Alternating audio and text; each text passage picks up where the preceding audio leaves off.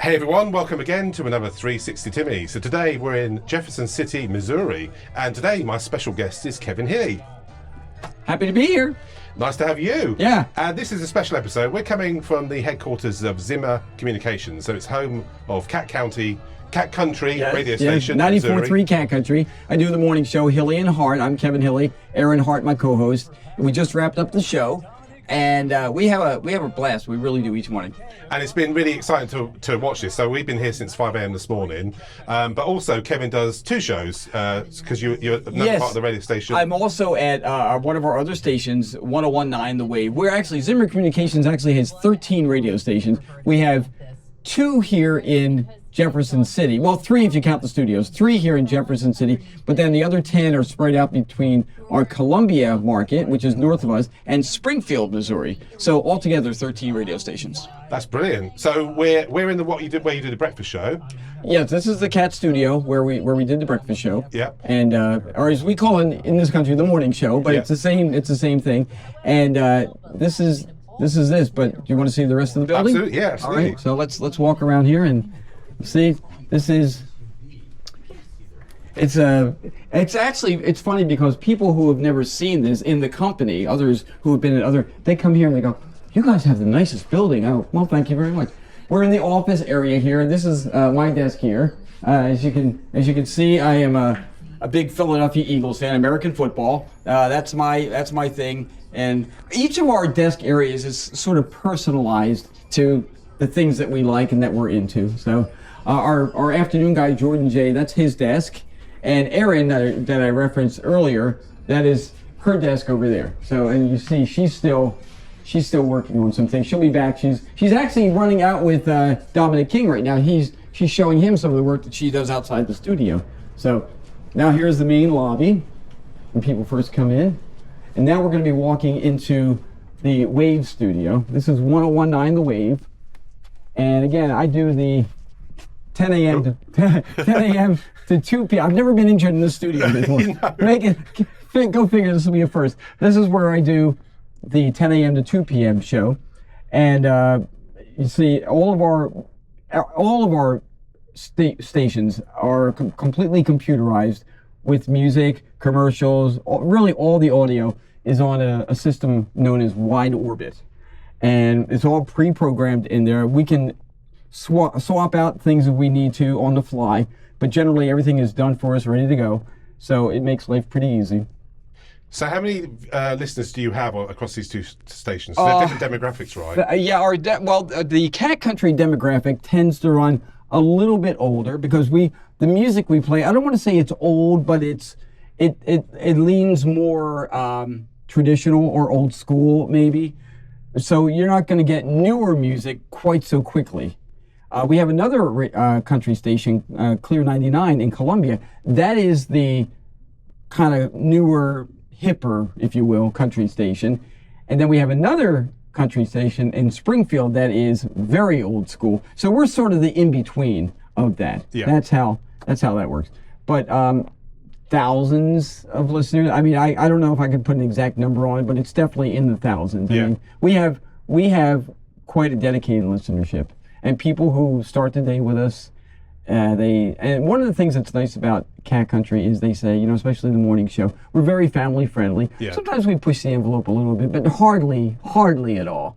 And sometimes a lot of the things we'll talk about, some of the, I don't even want to say racier, but some of the elements might go over kids' heads, but adults go, I get it. I know what you're saying. That kind of subtle humor, I like exactly, that. Yeah. Here at the Wave, now, okay, so that's a little bit older demographic with Cat Country. Here at the Wave, it's a strong female demographic. Yeah. 35 to 54 age range, that kind of thing. And again, this is an adult contemporary. So, for instance, we're playing Taylor Swift right now here in.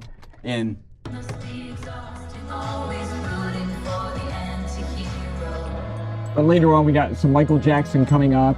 We've got Madonna, Fleetwood Mac, Ed Sheeran, that Lady Gaga, that sort of thing. So that's obviously it's a pop station, more of a pop adult contemporary station. Yeah. That's really cool. Now, I think if we could take a walk, I'd love to hear about your career. So how long have you actually been in radio? I've been in radio for the better part of 40 years, doing mostly mornings. I'm originally from New Jersey. I came to Missouri actually 22, we can go right out here, 22 years ago I came to Missouri, which is kind of an interesting story in itself, in that I had been working at a New Jersey radio station, and they were bought and they cleaned house. It's interesting, the general manager came into our studio one morning right after we were almost done with the show, and he said to my co-host and I, hey, when you're finished, could you come in and talk to me?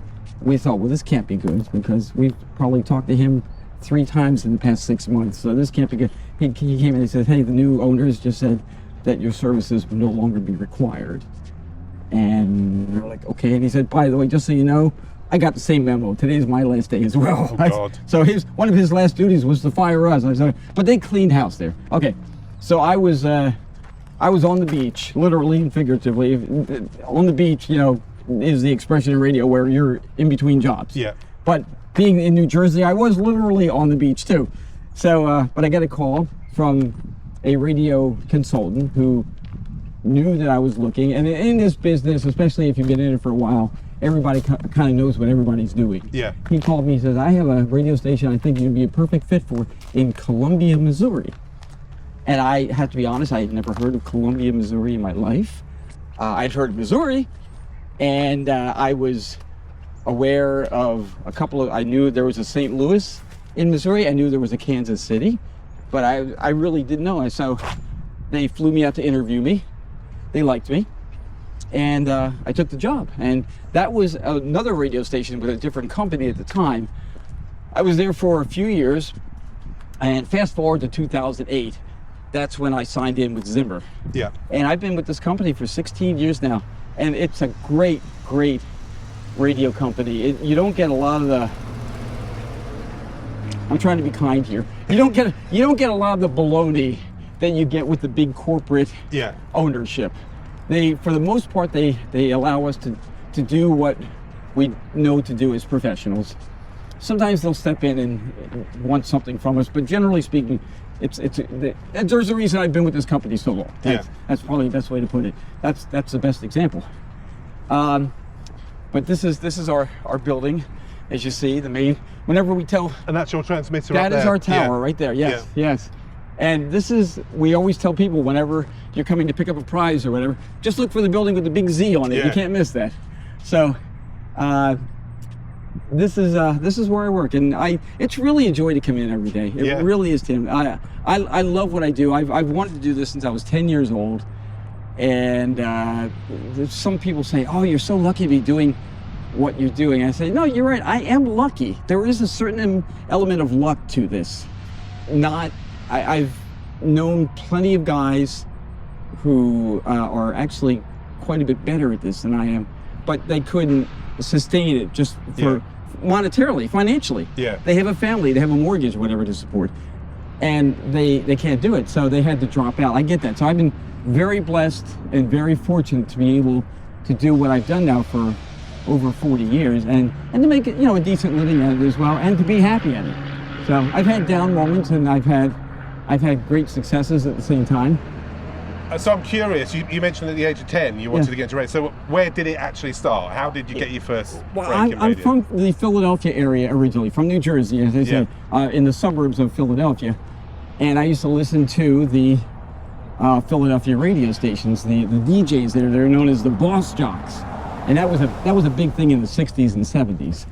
And at that time, those guys were celebrities. It was, I know people idolize sports stars and TV and movie. To me, the guys in the radio were my heroes. That's who I wanted to be. They were having so much fun, and I go, that's what I want to do. I didn't know how to do it, but I knew that's what I wanted to do. And I got to college, and they had a campus radio station. I walked in there, and it was like Paul on the Damascus Road. All of a sudden, everything opened up. That's what I have to say. No, that's right. Everything opened up to me. I was like, this is it. And I spent more time at the radio station than I did in class. So, but that was it. That was the thing that got me started. And then I got my first paying gig in 1980 in upstate New York, Ogdensburg, New York. Very, very small town on the St. Lawrence River. And I was working 7 till midnight on a little AM station. Almost nobody was hearing me, but it was okay. I was getting paid to do radio. Yeah. So that was a throw for me. What's the best way to go from here? Is there a main road that way, or is it? That's a highway. Oh, you don't want to go to the highway. We walk. Finding places to walk. Yeah, exactly. So obviously back in that, so I spent the day with you today, and everything as it is today is digital. It's very, very. I mean, I was playing records. Yeah. I was playing records. And presumably cart walls and all that kind of stuff for your carts, jingles. records, and you couldn't just. You had to do the whole show. You couldn't record elements and do that later. Oh, no. It's all very manual. And I was doing it 7 p.m. As I said, 7 p.m. to midnight, but the 7 o'clock hour was an all request hour. Yeah. So, and I had the complete freedom at that point to play anything I want. That is unheard of today. Yeah. Unheard of. So how is music today? How is music selected? Is that? It's well, for the most part, it's pre-programmed. Yeah. Everything is selected for us, scheduled for us. It is a fairly Herculean task, just because you want to schedule music so that it's not playing in the same time every day, and for the listener's sake. Yeah. You don't want to be hearing Brooks and Dunn come on every morning at 7:20. So the software schedules all that for us, which is good. And as I said earlier in the Wave Studio, if we want to, for our purposes, we can pull a song and add something different if we want. Yeah. And we do. We do that from time to time. But the example I can give is when Toby Keith just died this past year. We played a lot of Toby Keith that morning. Yeah. And we were able to do that. So to adjust it. Yeah. Exactly. But just the expectations of radio have changed, because again, a lot of it has to do with corporate ownership. Yeah. The big companies came in, they swooped in, and they started buying up, and this happened really right after the 1996 Communications Act. Yeah. Allowed radio stations to own basically companies to own an unlimited number of radio stations. Yeah. And I will tell you, I mean, I am a free enterprise guy myself, I really am. Yeah. But this is the exception that I would make, because radio frequencies are a limited, there are a limited number of them. Yeah. It's not like you can just create them out of, so the spectrum is a limited commodity. Yeah. I would say I would be more generous than the Communications Act did. I would say, I'll tell you what, you can own 20 radio stations. You can own lots more TV. I wouldn't make it unlimited, but what that would force them to do is to pick the ones they really want, the big ones. What happens is a lot of stations now will own these, they'll go into a market and own 4 or 5 stations, and sometimes run them on a budget of 2. Yeah. They'll start slashing people, and the ones that are left, the responsibilities fall on them, so they have more work to do. And so it really did not work out the way they wanted. It put a lot of mom and pop stations out of business. Similar things happened in the UK, because we had a lot of local stations, and they've all kind of gradually over the years been swallowed up by big corporates. Yeah. And eventually it's only just the breakfast show that's broadcast live. The rest of it's all done from London, maybe, or from Manchester. So I guess that's the same starting to go on here as well. Sure. Oh yeah. And it's been this way, as I said, for I guess going on 30 years now, unfortunately. And the worst part of that, if you ask me, is it takes away the opportunity for people who are just starting in the business to, just as myself was, to get started, to make your mistakes, to begin at a small station, and then learn the craft. I was able to make my mistakes and then move on to something higher, and the farm teams, as it were. Yeah.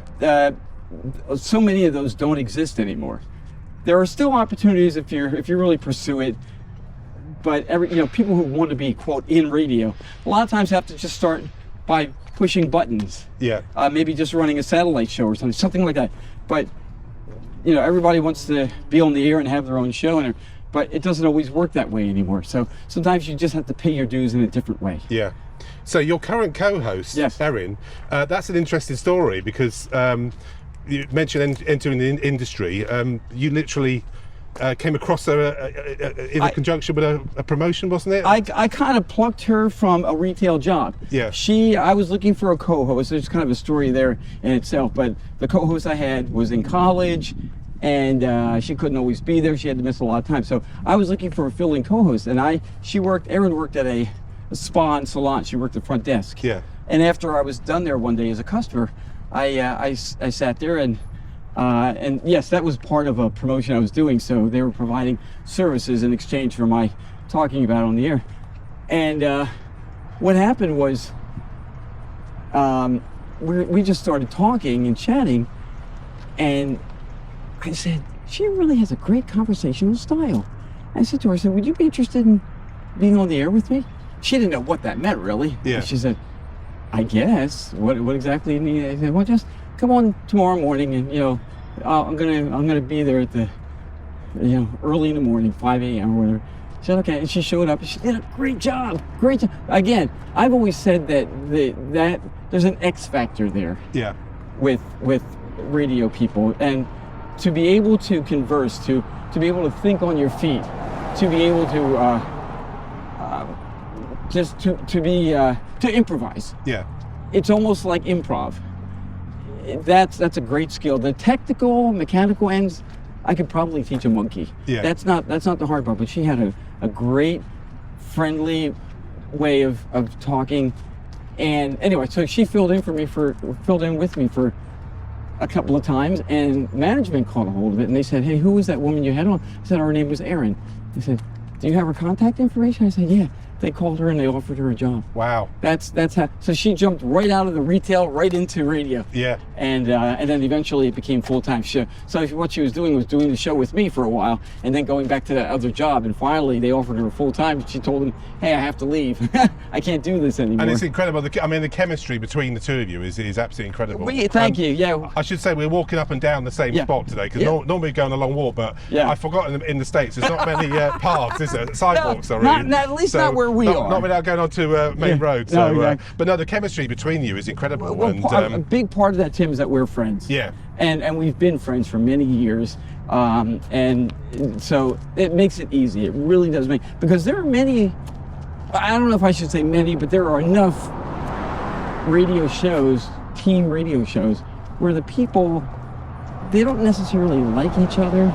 They put on airs for the show, but they really can't stand to hang around with each other. We hang around with each other. And we joke. I was like, she's my radio wife. Yeah. Yeah. And my real wife, Donna, she'll say, well, that's all right. Erin will take care of you. She's your radio wife. So make sure you tell her to do this or that. That kind of thing. That's brilliant. And you've been very kindly hosting us this weekend.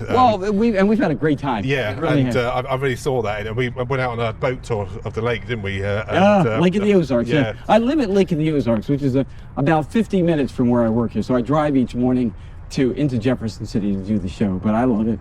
It's not a burden at all. So where do you think radio is going to go in the US going forward? If the current, it's really hard to say. I consider myself an optimist, and I think a lot of times the industry itself will be okay. It'll survive, but it's going to change so much. The competition for radio is not just other radio stations anymore, but it's social media, it's online, it's satellite, it's all these other syndication, et cetera, et cetera. So people's attention span is so short now. Yeah. That's one of the things they pound into us. Grab the listener right away. Yeah. First 3 seconds or so. If you don't have them in the first 3 seconds, they're pushing a button. They're going to the next thing. So that's a big challenge for us. Make our content compelling. Yeah. Make them want to stick around. And easier said than done. I very much witnessed this today because you've had, because we're over here, you've had some, what does that British chap say? We were playing for some Americanisms that we, like a boot or trunk or right. bonnet and hood and all that kind of stuff. and you've actually had your listeners calling in. It's amazing to hear that, because I don't think in the UK I really hear that so much. There's a couple of talk shows on national platforms, but you don't hear local radio doing that so much these days. Because obviously they're automating it, aren't they? Many of them are, and honestly, a lot of what you hear sometimes with what is quote unquote listener interaction is pre-recorded, or not pre-recorded, but it's set up. It's fake. It's not real. And my ear, I think I can generally tell when it is. I don't think the average listener can. And it's a shame. But no, everything that we have on the air from listeners, it's real. Honest to goodness, they've called in and they've said that. And I think that interaction is so important. Because people who aren't calling in necessarily, but they're hearing those other people on the air, their reaction, I think it is, oh, okay, they're being friendly with those callers. They're not making fun of them. They're not mocking them, or they got it wrong, or they're laughing at them. No, they're so it's safe. It's a safe space for me to call in and be a part of the show. And that's what we want. We want people to feel like they're a part of the show, not just listening to the show, but being a part of the show. That's fantastic. Well, Kevin, thank you for hosting us. Thank you for the radio show today. I mean, it was tremendous energy. It's quite. I actually did live your working day, because getting up at 3, left at 4, took an hour to get here, got here at 5. You're on the air, and you're literally on the air now, aren't you? But, I am right now on the 101.9 The Wave. I do what's called voice tracking. So it just between you and me, it sounds like I'm doing it live, but I'm not, because I'm here doing this. This is going out on YouTube. I made you the priority. Oh, great. Okay. Hey, everything I just said, forget it. Okay. Nudge, nudge, wink, wink. Only kidding. Yeah. But no, it's been a joy, and I love having you guys here, and I want to do this again. So you guys are more than welcome to come visit again. And it's funny. I got to go.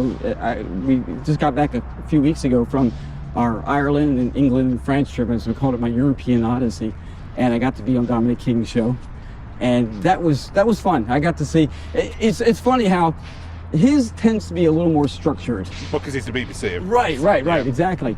But so I know he was having a real good time in there with us today, because we do tend to be a little more footloose, fancy free. We not too many rules, and no, I could see he was having absolute fun today.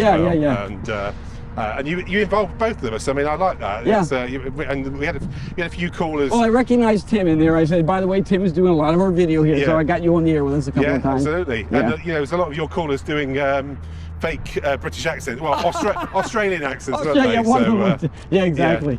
But no, fantastic, Kevin. Thank you very much. We will definitely be back. My pleasure, absolutely. And to all your viewers and listeners, I mean, thanks for a fantastic trip to the UK. I mean, it was a bucket list item for mine, between Ireland and England especially.